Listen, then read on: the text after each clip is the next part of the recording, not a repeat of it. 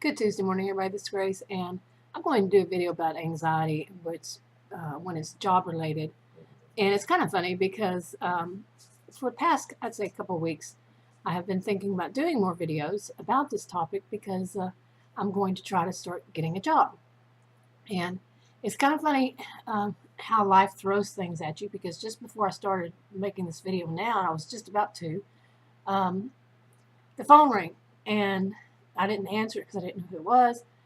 And they called my cell phone. After that, they called a landline, then the cell phone, left a message. I listened to it. I kind of had a feeling, and it was a place I applied for a job, and as she said on her voicemail, that it was quite a while ago. And it was. And she said that she wants me to call to see about setting up a time for me to visit, is what she called it. Yeah, and it was funny because, like I said, that wasn't the only thing. I was going to do this video yesterday, but situations came up yesterday that was on the topic that I had already planned on doing before yesterday. And the situation, like I said, past couple of weeks, and the situation came up itself. So it's like, yeah, back to back, these things are happening. And that's how my life tends to go. I'll have some kind of a thought.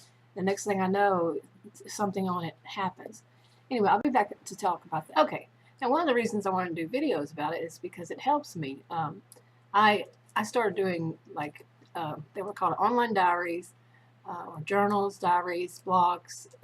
Since back in the 90s, the name changed over years, but that always helped me. And I was doing a diary since I was 10 years old. I'm 53 now. But anyway, any of that was always helped me, that kind of thing. And now it's videos. Making videos helps me. And since I'm going to go for job interviews and things like that, that is one of the times when I would have a little bit of panic. Job interviews wasn't as bad as once I got the job and there were business meetings. The business meetings were the worst, and it wasn't just anxiety, it was panic attack, major panic attacks in the business meetings. So now, at this point in my life, I'm going to be going in without any kind of medication. I've tried medication. It seems like something happened to me. I touched something at a job, and the short version is it made me be allergic to a lot of medications, and it seems like every medication they've tried me on, I've had a negative reaction since then. So I'm going to be going into these job interviews without any medication. So I really need to get it, in my head, all about anxiety, panic.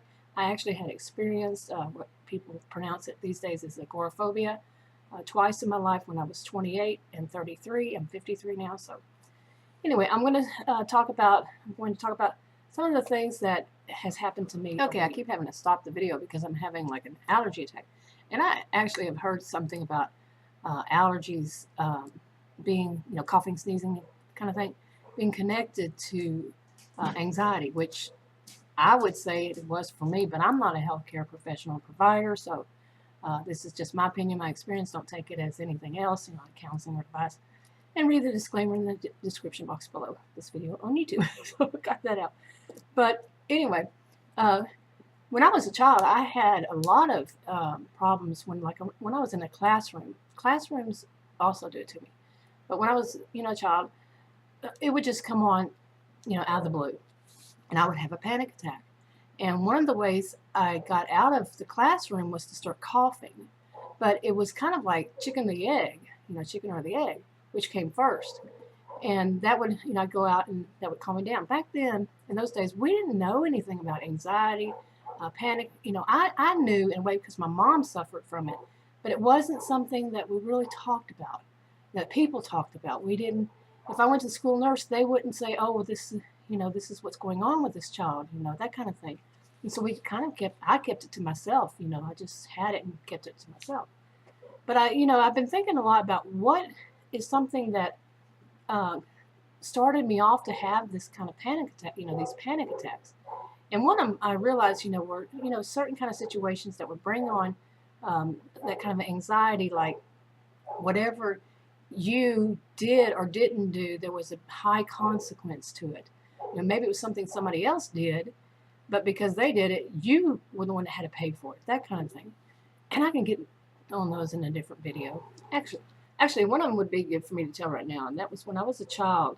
I had siblings and my parents and grandparents next door, And what would happen to me, I'm talking from childhood, and pardon my dogs, that's irritating, but from childhood, they would, like I was sitting, maybe I was asleep, or maybe I was studying, I was doing something, then all of a sudden, whichever person it was that was going to do this, was going to go somewhere, would come in and would tell me, um, hurry up, let's go, that kind of thing. And I had no warning, nobody said, we were going to go somewhere or whatever.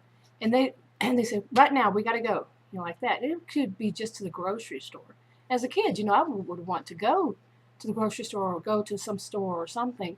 So I would have to rush and hurry and get ready, and the consequence was, you wouldn't get to go. And there were times when it was somewhere we were supposed to go and they didn't tell me. Here's that allergy thing. And they wouldn't tell me. And then it was like, it was my fault that they hadn't told me. That whole mix up of, with things that some people do, it's your fault no matter what they, they project, projection, it's all your fault. And that's the way I grew up. And it just depended on who was the person that was going. And it was it was every time.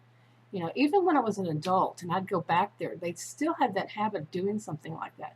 As an adult, it was different. As a child, of course, it was, I wanted to go and I couldn't take drive myself there. As an adult, it's like, no, I'm not doing that. But that to me is something that brought about anxiety. I believe that is just one of them, one of the situations. And the situation that happened here yesterday, which was kind of funny, coincidental, was the same kind of thing. Just not somebody, wanting me to go, but somebody coming over. And it's a way that other people are controlling your time is what it boils down to.